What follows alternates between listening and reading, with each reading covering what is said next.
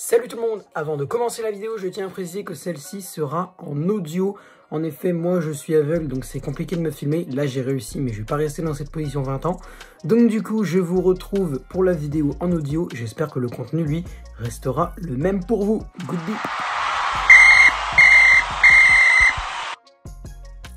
Yo tout le monde, c'est le football à l'aveugle. On se retrouve aujourd'hui pour une nouvelle vidéo. Et comme d'habitude, avant un grand tour de Ligue des Champions, donc les phases finales, je fais un top prono. J'en ai déjà fait deux, 8e de finale phase aller, 8e de finale phase retour.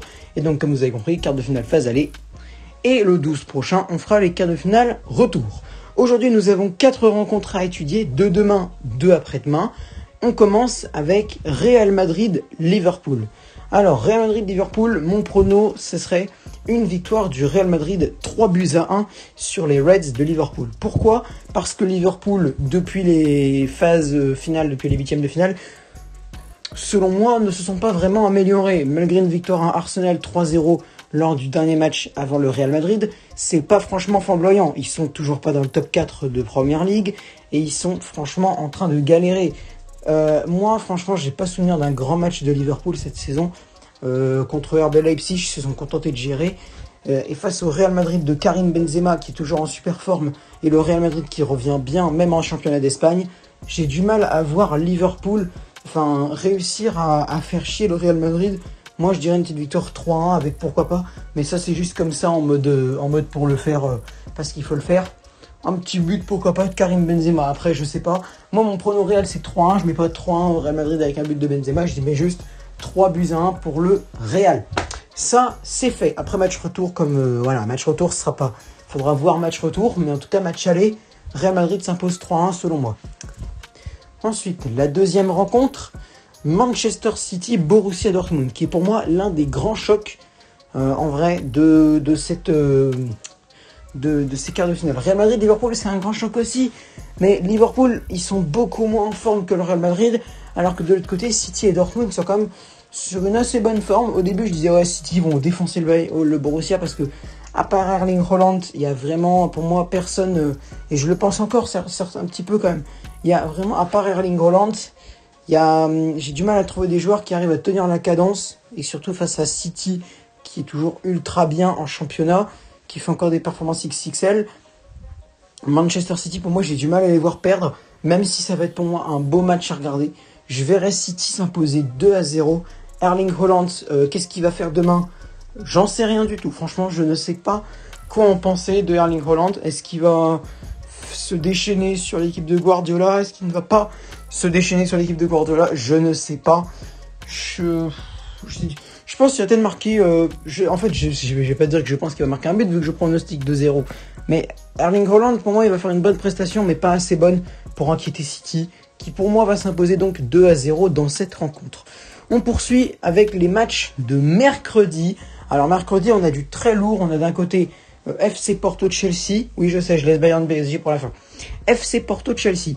Eh ben, étonnamment, contrairement à certaines personnes qui disent « Ouais, Chelsea, ça va aller facile, ils vont défoncer Porto ». Moi, franchement, je suis d'accord sur le fait qu'ils vont gagner. Mais moi, je vois Chelsea galérer. Parce que déjà, le match contre West Bromwich Albion avec Thiago Silva qui s'est complètement loupé, qui a fini par se faire expulser. C'est pas un match référence pour Thomas Tuchel. Certes, c'était la première défaite de la saison. Mais c'est quand même face à WBA, 5-2. Ça fait quand même mal. De son côté, Porto continue son petit bonhomme de chemin. Même si Sporting Portugal, je crois, est toujours en tête. J'ai pas été regarder ça. Mais je crois que le Sporting Portugal est toujours en tête. Porto, en vrai, ils peuvent un peu embêter Chelsea, mais de là à gagner, je pense pas. Moi, je dirais une petite victoire 1-0 de Chelsea sur le terrain de Porto, avec pourquoi pas un autre but de notre cher Hakim Ziyech, qui est un joueur que j'adore vraiment. Et maintenant, on passe au plus grand choc, The Shock, The Boss des chocs, The Star Shock, moi, vous avez compris, Bayern Munich PSG. Alors, quoi en penser de ce match ? Et bien, étonnamment, même si je suis supporter parisien dans l'âme, je pense que le Bayern va s'imposer 2-1. Pourquoi ? Tout simplement parce que le Bayern a l'air mieux entraîné, que nous, de notre côté, Verratti et Florenzi ne sont pas là, Paredes n'est pas là, Icardi n'est pas là. J'ai du mal à voir le PSG faire une performance ultra géniale du côté de Munich. Alors, c'est vrai qu'une équipe ne se concentre pas sur quelques joueurs, mais Florenzi et bon encore Verratti Paredes au milieu, t'as quand même du très bien. Danilo, s'il est remis à temps, il pourrait. Idrissa Gueye, c'est bon. Et t'as Julian Draxler qui revient bien. Mais en défense, à part Alessandro Florenzi, tu mets qui à droite? Tu mets Kerrer ou Dagba, franchement, désolé, mais moi j'ai du mal avec Kerrer ou Dagba. Kurzawa à gauche, ouais, d'accord. Même si c'est pas très solide, Kurzawa, il retombe un peu dans ses mauvais travers. Au central, Kimpembe Marquinhos. Mais à droite, Kerrer ou Dagba, moi je mettrais Kerrer, tu vois. Quoique, en vrai, je pense, Colin Dagba, en vrai, je pense, limite, il est mieux que Thilo Kerrer. Parce que son match contre Lille, il avait bien commencé, il a fait des trucs intéressants. Mais qu'est-ce qui s'est manqué, Thilo Kerrer?